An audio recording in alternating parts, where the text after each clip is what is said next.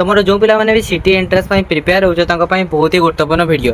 तो पे तुम +2 पर प्रिपेयर हो कि +3 पर प्रिपेयर हो तो तुम सीटी एग्जाम तुम एंट्रांस केमती कौन क्वेश्चन आसी थाए तो सही पैटर्न ऑलरेडी तुम तो सही पैटर्न आम ऑलरेडी आलोचना कर सारी। तो पे तो सही सिलेबस अनुसार आम जो जिते सब तुम एंट्रांस जहाँ भी किसी तुम आसूँ तो सही आम सब किसी आलोचना करुचे। तो पे आज आम पढ़ा तुम एजुकेशन एंड जनरल अवेयरनेस उपरला केमती कौन क्वेश्चन आसूँ तो सब किसी आज भिडियोटी देख। तो पे यार पार्ट 1 भिडियोटी ऑलरेडी मैं आलोचना कर सारी दैनंदिन सूचना विषय है जनरल इनफॉरमेशन पार्ट 1 भिडियोटी जो पे देखी ना तो आज भिडियोटी देखला यार पार्ट 2 भिडियोटी देखिपारे है। तो आम तुम टोटाल के 50 क्वेश्चन आलोचना करते तो आज आम 50 नंबर पाखु जिते सब 51 नंबर गुड़िक अच्छे से सब आलोचना करा क्वेश्चन आंसर है। देख सारड़ा पुरस्कार प्रतिष्ठाता किए आउ थे देख सारड़ा पुरस्कार प्रतिष्ठाता किए। तो पे यहाँ प्राय समस्ते कहींपारे किए ना सारड़ा पुरस्कार प्रतिष्ठाता होती ऑप्शन नंबर बी बंशीधर पंडा है। तापर देख सेमती 42 केते नंबर कि ना 52 नंबर सॉरी 52 नंबर देखिए कौन अच्छे देख 52 नंबर कौन अच्छी नोबेल पुरस्कार केतोटी क्षेत्र पर सम्मानित करा जाइथे। नोबेल पुरस्कार केतोटी क्षेत्र पर सम्मानित करा जाइथाय।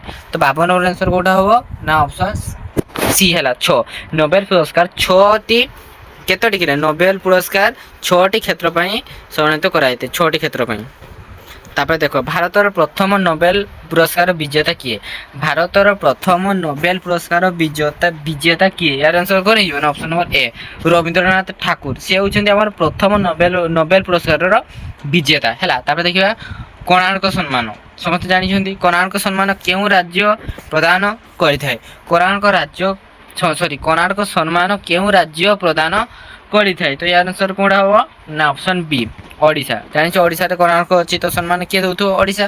तब देख 55 नंबर कौन अच्छे भारतर सर्वोच्च बेसामरिक भारत रत्न पुरस्कार क्यों क्षेत्र में उल्लेखनीय अवदान दि जाए जो भारत रत्न है जो आम सब बड़ पुरस्कार कौन दि जाए कलापाई ना साहित्य ना विज्ञान जनसाधारण सेवा ना समस्त ABC कौन हम कि ना 55 नंबर आंसर हम पे तुम 3टा जगह गोटे कलापाई भी साहित्य भी और विज्ञान जनसाधारण सेवाई भी तार उत्तर कौन हम ऑप्शन नंबर डी बुझीगला। तापर देख तुम 56 नंबर कौन अच्छी भारतीय जोड़ स्तर और आकाश बाहिनी रे अपूर्व साहसिकता और उत्सर्ग क्यों पुरस्कार दि जाए आउ थे भारतीय जोड़ कि स्थल और आकाश बाहिनी रे अपूर्व साहसिकता और उत्सर्ग क्यों पुरस्कार दि जाए कौन कि ना से परमवीर चक्र पुरस्कार दि जाए तुम जोड़ स्तर हो कि आकाश स्तर बाहिनी जिते मैंने जिते तार अपूर्व साहसिकता दि जाए 56 नंबर गला। तापर देखो 57 नंबर कौन अच्छे है कौन गला है साहित्य क्षेत्र में उल्लेखनीय अवदान क्यों पुरस्कार दि जाए साहित्य क्षेत्र में उल्लेखनीय अवदान क्यों पुरस्कार दि जाए। तो यार आंसर कौन हम ऑप्शन ए ज्ञानपीठ पुरस्कार है साहित्य क्षेत्र में उल्लेखनीय अवदान क्यों पुरस्कार दि जाए ज्ञानपीठ पुरस्कार दि जाए। सेमती देखिए 58 नंबर कौन अच्छी भारत रत्न पाइबार प्रथम महिला किए भारत रत्न पाइबार प्रथम ओडिया किए सॉरी प्रथम महिला किए यार आंसर किए हम ना इंदिरा गांधी है आम भारत रत्न पाई प्रथम महिला किए ना इंदिरा गांधी बुझीगला। तापर देखिए एशिया महादेशर क्यों व्यक्ति साहित्य रे नोबेल पुरस्कार पाइबार प्रथम अटंती एशिया महादेश रे क्यों व्यक्ति साहित्य रे नोबेल पुरस्कार पाइबार प्रथम अटंती एटा टोटाल आम एशिया कथा कहला ताले यार आंसर किए ना ऑप्शन नंबर सी है कि रवींद्रनाथ ठाकुर से पूरा आमर एशिया रे प्रथम नोबेल पुरस्कार पाई प्रथम थर क्यों सहर G20 कल्चर वर्किंग ग्रुप आयोजन करते प्रथम थर क्यों सहर G20 कल्चर वर्किंग ग्रुप आयोजन करते। तो यार आंसर कौन हम ना ऑप्शन बी है कि खजुराहो।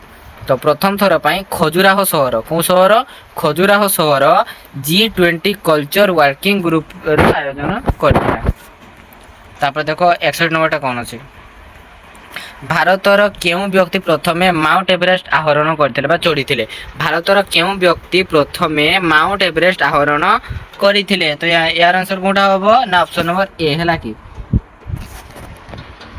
তেনজিং নোরগে। তেনজিং নোরগে আমার ভারতর কেউ ব্যক্তি না তেনজিং নোরগে প্রথমে মাউন্ট এভারেস্ট আহরণ କରିଥିଲେ। ଭାରତର ପ୍ରଥମ ରାଷ୍ଟ୍ରପତି କିଏ? ଭାରତ ପ୍ରଥମ ରାଷ୍ଟ୍ରପତି କିଏ? ଏହାର ଆନ୍ସର କୋଉଟା ହବ ନା ଅପସନ ବି ଡକ୍ଟର ରାଜେନ୍ଦ୍ର ପ୍ରସାଦ। ଭାରତର ପ୍ରଥମ ରାଷ୍ଟ୍ରପତି କିଏ? ଭାରତ ରାଷ୍ଟ୍ରପତି ହଉଛନ୍ତି ପ୍ରଥମ doctor Rajendra Prasad. Option number ବି। ତାପରେ ଦେଖ ଭାରତର ପ୍ରଥମ ପ୍ରଧାନମନ୍ତ୍ରୀ କିଏ? ଭାରତର ପ୍ରଥମ ପ୍ରଧାନମନ୍ତ୍ରୀ କିଏ? କ'ଣ ହବ ନା option number C Jawaharlal Nehru ହେଲା। ଭାରତର ପ୍ରଥମ ପ୍ରଧାନମନ୍ତ୍ରୀ କିଏ? ଜବାହରଲାଲ ନେହେରୁ। তারপর দেখো 64 নম্বর কোন আছে? ভারতের প্রথম মুখ্য বিচারপতি কিয়ে? ভারতের প্রথম মুখ্য বিচারপতি কিয়ে? 64 নম্বর आंसर কোনটা হবো? অপশন এ হলা কি HLJ কানিয়া। HLJ কানিয়া সে হচ্ছেন আমার ভারতের প্রথম মুখ্য বিচারপতি। তারপরে দেখো 65 নম্বরটা ভারতের প্রথম রাজ্যসভা অধ্যক্ষ কিয়ে?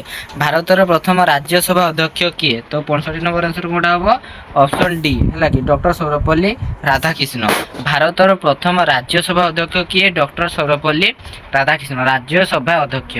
তারপর দেখো তোমার ECDNA ର ସମ୍ପ୍ରସାରଣ କ'ଣ ଯାହା ନିକଟରେ ବୈଜ୍ଞାନିକମାନେ କର୍କଟ ରୋଗର ବିସ୍ତାରରେ ସାହାଯ୍ୟ କରୁଥିବା ପ୍ରୋଜେକ୍ଟ ଭାବରେ ପାଇଛନ୍ତି। ତ ଏହାର ଆନ୍ସର କ'ଣଟା ହେବ? ତମର 66 ନମ୍ବର ଆନ୍ସର ହେଇଯିବ ଅପସନ ନମ୍ବର ବି ଏକ୍ସଟ୍ରା କ୍ରୋମାଜିକାଲ DNA। তারপরে দেখো 67 নম্বরটা কোন আছে?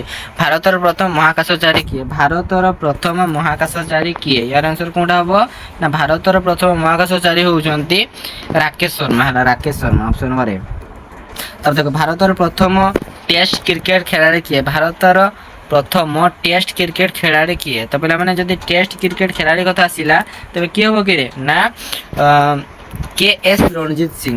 KS রণজিৎ সিং সে হচ্ছেন আমার ଭାରତର ପ୍ରଥମ ଟେଷ୍ଟ କ୍ରିକେଟ ଖେଳାଳି। ତାପରେ ଦେଖ 68 নম্বর কোন আছে? ଭାରତର ପ୍ରଥମ ଉପରାଷ୍ଟ୍ରପତିଙ୍କ ନାମ କ'ଣ? ଭାରତର ପ୍ରଥମ ଉପରାଷ୍ଟ୍ରପତିଙ୍କ ନାମ କ'ଣ? ଉପରାଷ୍ଟ୍ରପତି ଡକ୍ଟର ସର୍ବପଲ୍ଲୀ ରାଧାକୃଷ୍ଣ ସେ ହେଉଛନ୍ତି ଆମର ଭାରତର ପ୍ରଥମ ଉପରାଷ୍ଟ୍ରପତି। ତାପରେ ଦେଖ ଭାରତୀୟ ଜାତୀୟ କଂଗ୍ରେସର ପ୍ରଥମ ସଭାପତି କିଏ? ଭାରତୀୟ ଜାତୀୟ କଂଗ୍ରେସର ପ୍ରଥମ ସଭାପତି କିଏ? ତ 70 নম্বর आंसर কোনটা হবো? তো ପିଲାମାନେ 70 নম্বর आंसर ହେଇଯିବ option number D WC Banerjee ହେଲା। WC ବାନାର୍ଜୀ ସେ ହେଉଛନ୍ତି ଆମର ଭାରତୀୟ ଜାତୀୟ କଂଗ୍ରେସର ପ୍ରଥମ ସଭାପତି WC ବାନାର୍ଜୀ। তারপরে দেখো ভারতের প্রথম বিশ্ব সুন্দরী কিয়ে? ভারতের প্রথম বিশ্ব সুন্দরী কিয়ে? কোনটা হব? রীতা ফরিয়া হলা। রীতা ফরিয়া হচ্ছে আমার ভারতের প্রথম বিশ্ব সুন্দরী। ভারতের প্রথম মহিলা প্রধানমন্ত্রী কিয়ে? ভারতের প্রথম মহিলা প্রধানমন্ত্রী কিয়ে? তো কোন হব না option number C Indira Gandhi সে হচ্ছেন আমার ভারতের প্রথম প্রধানমন্ত্রী মহিলা হ্যাঁ। তারপরে দেখো 63 নম্বরটা ভারতের প্রথম মহিলা মুখ্যমন্ত্রী কিয়ে? ভারতের প্রথম মহিলা মুখ্যমন্ত্রী কিয়ে? তো এর আনসার কোনটা হবো? অপশন ডি সুচেতা কৃপাଳିনী ହେଲା। ସୁଚେତା କୃପାଳିନୀ ହେଉଛନ୍ତି ଆମର ଭାରତର ପ୍ରଥମ ମହିଳା ମୁଖ୍ୟମନ୍ତ୍ରୀ। ତାପରେ ଦେଖ ଭାରତର ପ୍ରଥମ ମହିଳା ରାଷ୍ଟ୍ରପତି କିଏ? ଭାରତର ପ୍ରଥମ ମହିଳା ରାଷ୍ଟ୍ରପତି କିଏ? ତ ମାନେ ମହିଳା ରାଷ୍ଟ୍ରପତି କଥା ଆସିଲେ ମାନେ କି ହବ? ପ୍ରତିଭା ପାଟିଲ ହେଲା। ସେ ହେଉଛନ୍ତି ପ୍ରତିଭା ପଟେଲ ସେ ହେଉଛନ୍ତି ଆମର ପ୍ରଥମ ମହିଳା ରାଷ୍ଟ୍ରପତି। ତାପରେ ଦେଖ ଭାରତର ପ୍ରଥମ ବିଶ୍ୱ ଚେସ୍ ଚାମ୍ପିୟନ କିଏ? ଭାରତର ପ୍ରଥମ ବିଶ୍ୱର ଚେସ୍ ଚାମ୍ପିୟନ କିଏ? କିଏ କିରେ ନା ଅପସନ ନମ୍ବର ଡି ବିଶ୍ୱନାଥ ଆନନ୍ଦ ହେଲା। ତାପରେ ଦେଖ 66 নম্বরটা ଲୋକସଭାର ପ୍ରଥମ ମହିଳା ବାଚସ୍ପତି କିଏ? ଲୋକସଭାର ପ୍ରଥମ ମହିଳା ବାଚସ୍ପତି କିଏ? ତ 66 নম্বর आंसर কোনটা হবে? অপশন এ ହେଲା মীরা কুমার। ଲୋକସଭାର ପ୍ରଥମ ମହିଳା ବାଚସ୍ପତି କିଏ ନା ମୀରା କୁମାର। ତାପରେ ଦେଖ 77 নম্বরটা কোন ଅଛି? ଭାରତର କେଉଁ ବ୍ୟକ୍ତି ପ୍ରଥମେ ଜ୍ଞାନପୀଠ ପୁରସ୍କାର ପାଇଥିଲେ? ଭାରତର କେଉଁ ବ୍ୟକ୍ତି ପ୍ରଥମେ ଜ୍ଞାନପୀଠ ପୁରସ୍କାର ପାଇଥିଲେ? କ'ଣ ହବ? ଶଙ୍କର କୁରୁପ। ଭାରତର ଶଙ୍କର କୁରୁପ ସିଏ ଯିଏକି ପ୍ରଥମେ ଜ୍ଞାନପୀଠ ପୁରସ୍କାର ପାଇଥିଲେ। ଭାରତର ପ୍ରଥମେ ନିର୍ବାଚନ କମିଶନରଙ୍କର ନାମ କ'ଣ? ଭାରତର ପ୍ରଥମେ ନିର୍ବାଚନ କମିଶନରଙ୍କର ନାମ କ'ଣ? ତ 78 নম্বর आंसर কোনটা হবো? Option A Sukumar Sen. ଭାରତର ପ୍ରଥମ ନିର୍ବାଚନ କମିଶନରଙ୍କ ନାମ କ'ଣ? ସୁକୁମାର ସେନ। তারপর দেখো 79 নম্বরটা কোন আছে? ଭାରତର କେଉଁ ମହିଳା ପ୍ରଥମେ ଏଭରେଷ୍ଟ ଶୃଙ୍ଗ ଆରୋହଣ କରିଥିଲେ?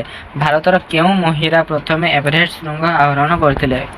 ହବ ଅପସନ ନମ୍ବର ଡି ବୋଚେନ୍ଦ୍ରୀ ପାଲ। ଭାରତର କେଉଁ ମହିଳା ପ୍ରଥମେ ଏଭରେଷ୍ଟ ଶୃଙ୍ଗ ଆରୋହଣ କରିଥିଲେ ନା ବୋଚେନ୍ଦ୍ରୀ ପାଲ। ତାପରେ ଦେଖ 80 নম্বরটা ଭାରତର ପୁଞ୍ଜିଗତ କ୍ରୟ ବଜେଟର କେତେ ପ୍ରତିଶତ ଘରୋଇ ଉଦ୍ୟୋଗ ପାଇଁ ନିର୍ଦ୍ଧାରଣ କରାଯାଇଥାଏ?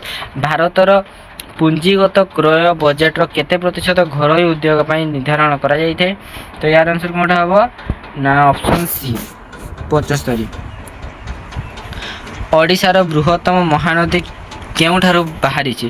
ଓଡ଼ିଶାର ବୃହତ୍ତମ ମହାନଦୀ କେଉଁଠାରୁ ବାହାରିଛି? କେଉଁଠାରୁ ବାହାରିଛି କି ନା ରାୟପୁର ଠାରୁ ବାହାରିଛି ହେଲା, ରାୟପୁର।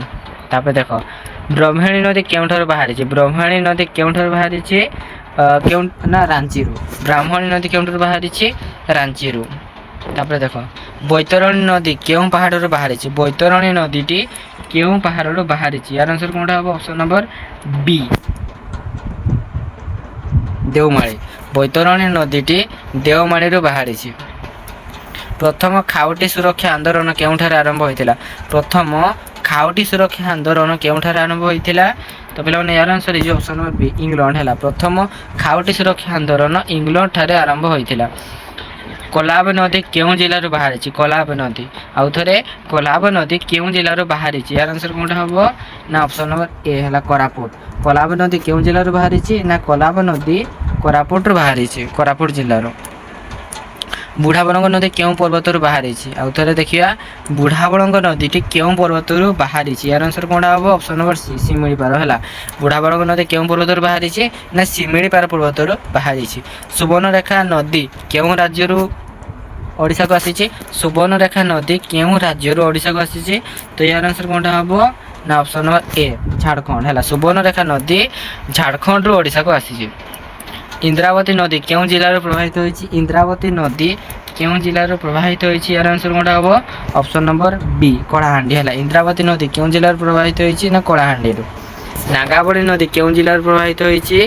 ନାଗାବଳୀ ନଦୀ କେଉଁ ଜିଲ୍ଲାରୁ ପ୍ରବାହିତ ହୋଇଛି? ୟାର ଆନ୍ସର କୋଉଟା ହେବ ନା option number C Kalahandi. Nagavali ନଦୀ ବି ସେ କଳାହାଣ୍ଡିରୁ ପ୍ରବାହିତ ହୋଇଛି। ଅଂଶୁପା ହ୍ରଦ କେଉଁ ଜିଲ୍ଲାରେ ଅବସ୍ଥିତ? ଅଂଶୁପା ହ୍ରଦ କେଉଁ ଜିଲ୍ଲାରେ ଅବସ୍ଥିତ? ୟାର ତୁମର କେତେ ନମ୍ବର ନା 90 ନମ୍ବର ଆନ୍ସର କୋଉଟା ହେବ? ଅପସନ୍ ନମ୍ବର ଏ କଟକ ହେଲା। ଅଂଶୁପା ହ୍ରଦ କେଉଁ ଜିଲ୍ଲାରେ ଅବସ୍ଥିତ? ଅଂଶୁପା ହ୍ରଦ କଟକ ଜିଲ୍ଲାରେ ଅବସ୍ଥିତ। ତାପରେ ଦେଖିବା 91 ନମ୍ବରଟି କ'ଣ ଅଛି? ଗ୍ଲୋବାଲ ଟେକ୍ ସମ୍ମିଳନୀ ବା GTS 2023ର ଆୟୋଜନ କିଏ?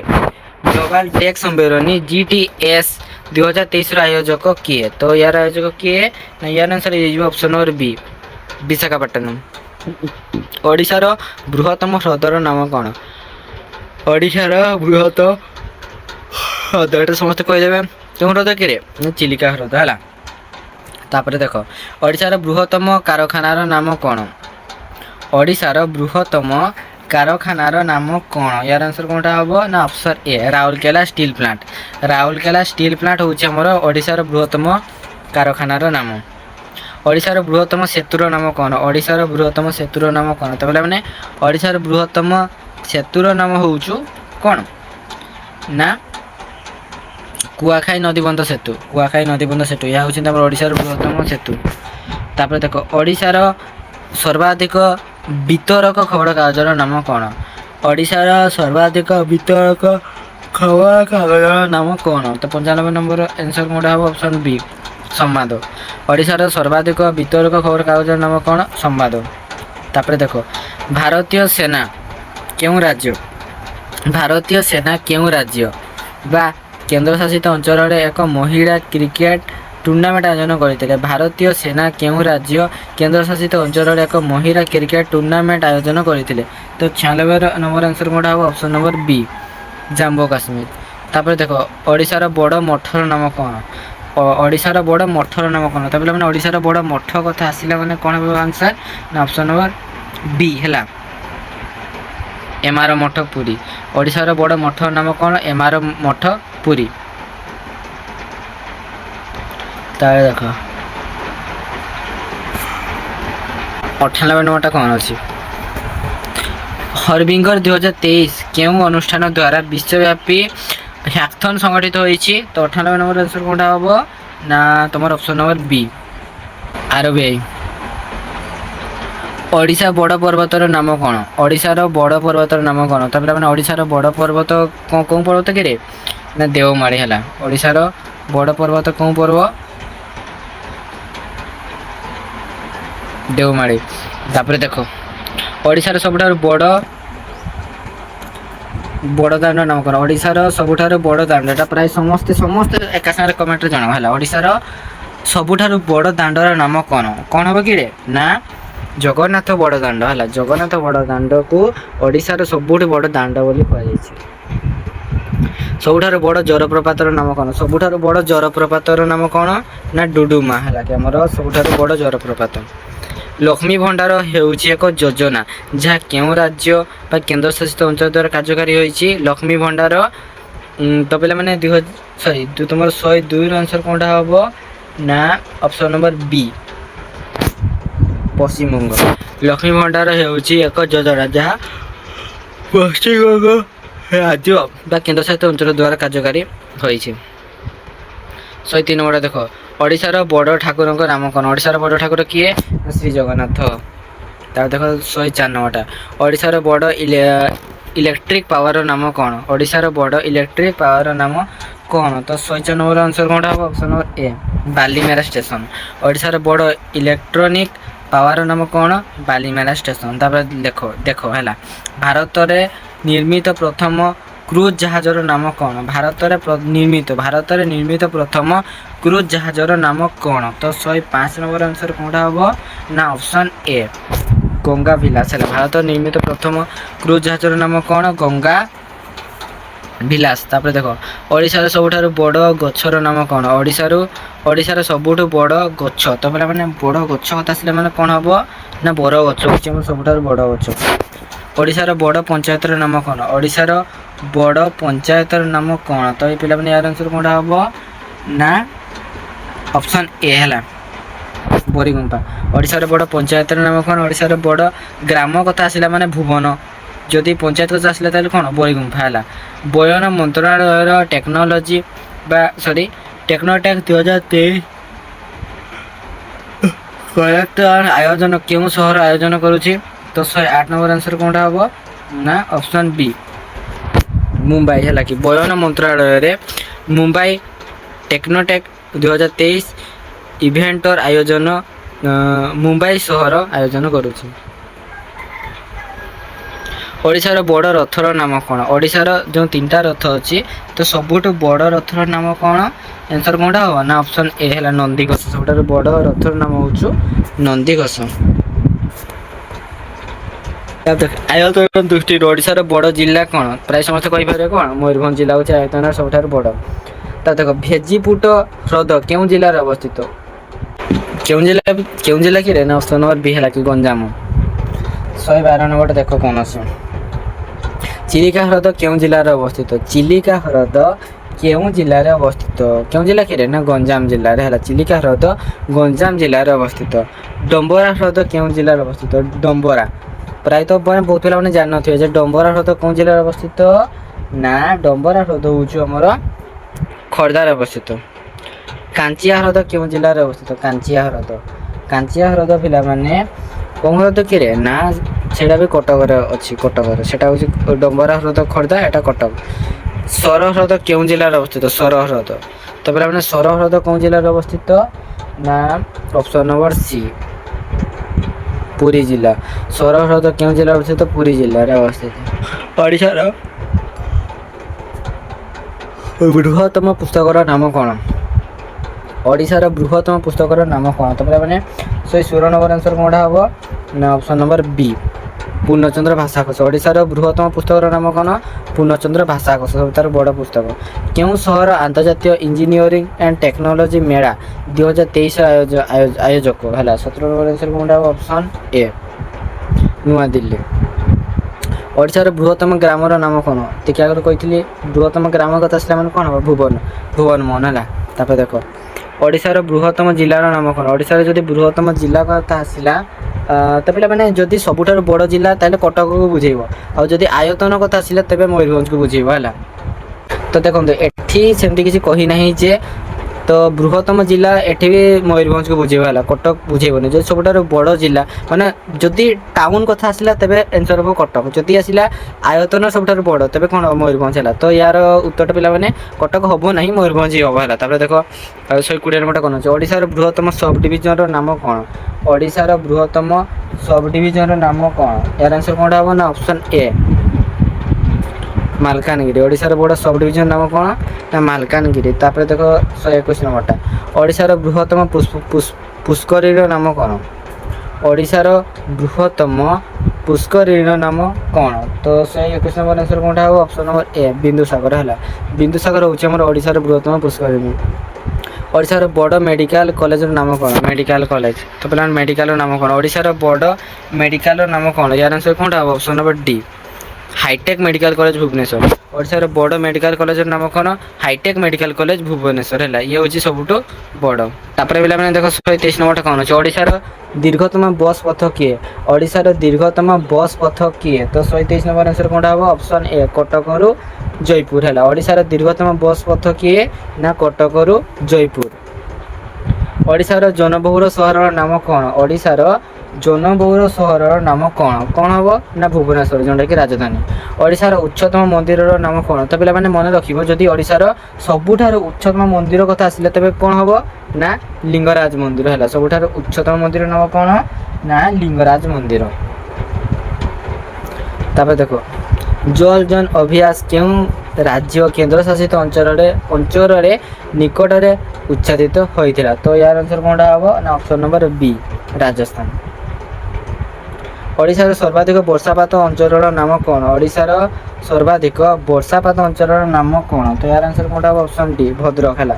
ସର୍ବାଧିକ ବର୍ଷାପାତ ଅଞ୍ଚଳ କ'ଣ? ଭଦ୍ରକ। ତାପରେ ଦେଖ କାଭାସ 2023 କେଉଁ ଜାତୀୟ ମନ୍ତ୍ରଣାଳୟ ଦ୍ୱାରା ଆୟୋଜିତ ଏକ ଜାତୀୟ ସ୍ତରୀୟ ହ୍ୟାକାଥନ୍? ତ ୟାର ଆନ୍ସର କ'ଣଟା ହେବ? 128 ନମ୍ବର ଆନ୍ସର ହେଇଯିବ ତୁମର ଅପସନ୍ ନମ୍ବର ଏ ହେଲା ଶିକ୍ଷା ମନ୍ତ୍ରଣାଳୟ। ତାପରେ ଦେଖ 129 ନମ୍ବର କ'ଣ ଅଛି? ସୌର କ୍ରାନ୍ତି ବିପ୍ଳବ ଯାହା ସମ୍ବାଦରେ ପ୍ରକାଶ ଯାଇଥିଲା ଏହା କେଉଁ ଦେଶ ସହିତ ଜଡ଼ିତ? ଆଉ ଥରେ ସୌର କ୍ରାନ୍ତି ବିପ୍ଳବ ଯାହାକି ସମ୍ବାଦରେ ପ୍ରକାଶିତ ଯାଇଥିଲା ଏହା କେଉଁ ଦେଶ ସହିତ ଜଡ଼ିତ? 129 ନମ୍ବର ଆନ୍ସର କ'ଣଟା ହେବ ନା ଅପସନ୍ ବି ଆଫଗାନିସ୍ତାନ। ଓଡ଼ିଶାର ବଡ଼ ମେଳା କାହାକୁ କୁହାଯାଏ? ଓଡ଼ିଶାର ବଡ଼ ମେଳା କାହାକୁ କୁହାଯାଏ ନା ବାଲିଯାତ୍ରା କଟକକୁ କୁହାଯାଏ। ସବୁଠାରୁ ଅଧିକ ଗ୍ରାମ ପଞ୍ଚାୟତ ଥିବା ଜିଲ୍ଲା ନାମ କ'ଣ? ସବୁଠାରୁ ଅଧିକ ଗ୍ରାମ ପଞ୍ଚାୟତ ଥିବା ଜିଲ୍ଲା ନାମ କ'ଣ? 131 ନମ୍ବର ଆନ୍ସର କ'ଣଟା ହେବ ନା ଅପସନ୍ ବି ଗଞ୍ଜାମ, ଯେଉଁଟାକି 484ଟା ଅଛି ଜିଲ୍ଲା। ତାପରେ ଦେଖ ସବୁଠାରୁ ଅଧିକ ଗ୍ରାମ ପଞ୍ଚାୟତ ମାନେ ଗଞ୍ଜାମରେ କେତୋଟି ଅଛି? 484 ଗ୍ରାମ ପଞ୍ଚାୟତ ଅଛି। ସବୁଠାରୁ ଅଧିକ ବ୍ଲକ ଥିବା ଜିଲ୍ଲାର ନାମ କ'ଣ? ସବୁଠାରୁ ଅଧିକ ବ୍ଲକ ଥିବା ଜିଲ୍ଲାର ନାମ କ'ଣ? କ'ଣ ହେବ କି ରେ ନା ଅପସନ୍ ଏ ଯେହେତୁ ଆୟତନରେ ବଡ଼ ତେଣୁକରି ମୟୂରଭଞ୍ଜ 26ଟି ବ୍ଲକ ଅଛି ଯେମିତିକି। ତାପରେ ଦେଖ 33 ନମ୍ବର ହେଲା ଆୟତନରେ ସବୁଠାରୁ ଘନ ଜିଲ୍ଲାର ନାମ କ'ଣ? ଘନ ଜିଲ୍ଲା। ତ ପିଲାମାନେ ଆୟତନରେ ସବୁଠାରୁ ଘନ ଜିଲ୍ଲାର ନାମ କ'ଣ? ତ ପିଲାମାନେ ତାହେଲେ କ'ଣ ହେବ? 133 ନମ୍ବର ଆନ୍ସର ହେଇଯିବ ଅପସନ୍ ନମ୍ବର ବି ହେଲା ଜଗତସିଂହପୁର। ଆୟତନରେ ଆୟତନ ସବୁଠାରୁ ସାନ ହେଲା। ଆୟତନ ସବୁଠାରୁ ସାନ ଜିଲ୍ଲାର ନାମ କ'ଣ? ଜଗତସିଂହପୁର। ଯଦି ସବୁଠାରୁ ବଡ଼ କଥା ଆସିଲା ତେବେ ମୟୂରଭଞ୍ଜ, ସାନ କଥା ଆସିଲା ମାନେ ଜଗତସିଂହପୁର। ତାପରେ ଦେଖ ଲୋକ ସଂଖ୍ୟାରେ ସବୁଠାରୁ ବଡ଼ ଜିଲ୍ଲାର ନାମ କ'ଣ? ଲୋକ ସଂଖ୍ୟାରେ ସବୁଠାରୁ ବଡ଼ ଜିଲ୍ଲାର ନାମ କ'ଣ? 134 ନମ୍ବର ଆନ୍ସର କ'ଣଟା ହେବ? ଅପସନ୍ ନମ୍ବର ବି କଟକ ହେଲା, ଯେଉଁଟାରେ ସବୁଠାରୁ ଅଧିକ ଲୋକ ସଂଖ୍ୟା ଅଛି। ଲୋକ ସଂଖ୍ୟାରେ ସବୁଠାରୁ ସାନ ଜିଲ୍ଲାର ନାମ କ'ଣ? ଲୋକ ସଂଖ୍ୟାରେ ସବୁଠାରୁ ସାନ ଜିଲ୍ଲାର ନାମ କ'ଣ ହେବ? ଅପସନ୍ ନମ୍ବର ବି ଦେଓଗଡ଼। 136 ନମ୍ବର ଦେଖ ଶିମିଳିପାଳ ଜାତୀୟ ଉଦ୍ୟାନ କ'ଣ ପାଇଁ ପ୍ରସିଦ୍ଧ? କେଉଁଥିପାଇଁ ପ୍ରସିଦ୍ଧ କିରେ ନା ନମ୍ବର ବି ହେଲା କି ସିଂହ ଓ ହାତୀ ପାଇଁ ପ୍ରସିଦ୍ଧ ଶିମିଳିପାଳ ଜାତୀୟ ଉଦ୍ୟାନ। ତାପରେ ଦେଖିବା ଚନ୍ଦକା କ'ଣ ପାଇଁ ପ୍ରସିଦ୍ଧ? 137 ନମ୍ବର ଚନ୍ଦକା କ'ଣ ପାଇଁ ପ୍ରସିଦ୍ଧ? ୟାର ଆନ୍ସର କ'ଣଟା ହେବ? ଅପସନ୍ ଏ ହାତୀ ପାଇଁ। ଚନ୍ଦକା କ'ଣ ପାଇଁ ପ୍ରସିଦ୍ଧ? ଚନ୍ଦକା ହାତୀ ପାଇଁ ପ୍ରସିଦ୍ଧ। ତାପରେ ଦେଖ 138 ନମ୍ବର କ'ଣ ଅଛି? ସାତପଡ଼ା କ'ଣ ପାଇଁ ପ୍ରସିଦ୍ଧ? ସାତପଡ଼ା କ'ଣ ପାଇଁ ପ୍ରସିଦ୍ଧ? ୟାର ଆନ୍ସର କ'ଣଟା ହେବ? ଅପସନ୍ ସି ଡଲଫିନ୍ ହେଲା। ସାତପଡ଼ା କ'ଣ ପାଇଁ ପ୍ରସିଦ୍ଧ ନା ଡଲଫିନ୍ ପାଇଁ ପ୍ରସିଦ୍ଧ। ହୀରାକୁଦ ଡ୍ୟାମ୍ କ'ଣ ପାଇଁ ପ୍ରସିଦ୍ଧ? ହୀରାକୁଦ ଡ୍ୟାମ୍ କ'ଣ ପାଇଁ ପ୍ରସିଦ୍ଧ? ୟାର ଆନ୍ସର କ'ଣଟା ହେବ? ଅପସନ୍ ଏ ବିଦେଶୀ ଚଢ଼େଇ ପାଇଁ। ହୀରାକୁଦ ଡ୍ୟାମ୍ କ'ଣ ପାଇଁ ପ୍ରସିଦ୍ଧ ନା ବିଦେଶୀ ଚଢ଼େଇ ପାଇଁ। ତାପରେ ଦେଖ ଏଠି କ'ଣ ଅଛି? ଭାରତ ପିଲାମାନେ କ୍ୱେଶ୍ଚିନ୍ଟା ଦେଖାଯାଉନି। ଭିତରକନିକା କ'ଣ ପାଇଁ ପ୍ରସିଦ୍ଧ? ଭିତରକନିକା ହେଲା 140 ନମ୍ବର ଭିତରକନିକା କ'ଣ ପାଇଁ ପ୍ରସିଦ୍ଧ? ୟାର ଆନ୍ସର କ'ଣ ହେବ? ଅପସନ୍ ଡି ଭିତରକନିକା ସାପ ପାଇଁ ପ୍ରସିଦ୍ଧ। ଭିତରକନିକା କ'ଣ ପାଇଁ ପ୍ରସିଦ୍ଧ? ସାପ ପାଇଁ ପ୍ରସିଦ୍ଧ। ତାପରେ ଦେଖ 141 ନମ୍ବରଟା କ'ଣ ଅଛି? ନନ୍ଦନକାନନ କ'ଣ ପାଇଁ ପ୍ରସିଦ୍ଧ? ନନ୍ଦନକାନନ କ'ଣ ପାଇଁ ପ୍ରସିଦ୍ଧ? ୟାର ଆନ୍ସର କ'ଣ ହେବ? ପ୍ରାଣୀ ଉଦ୍ୟାନ ପାଇଁ ନା, ବିଭିନ୍ନ ପ୍ରକାର ପ୍ରାଣୀ ଅଛନ୍ତି।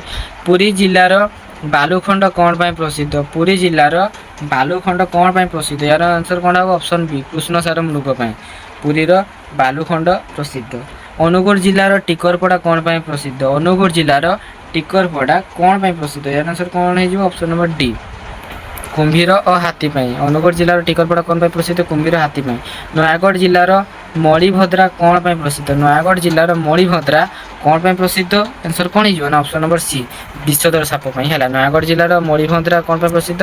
ନା ବିଷଧର ସାପ ପାଇଁ। ତାପରେ ଦେଖ 145 ନମ୍ବରଟା କ'ଣ ଅଛି? ସମ୍ବଲପୁରର ଉଷାକଠି କ'ଣ ପାଇଁ ପ୍ରସିଦ୍ଧ? ସମ୍ବଲପୁରର ଉଷାକଠି କ'ଣ ପାଇଁ ପ୍ରସିଦ୍ଧ?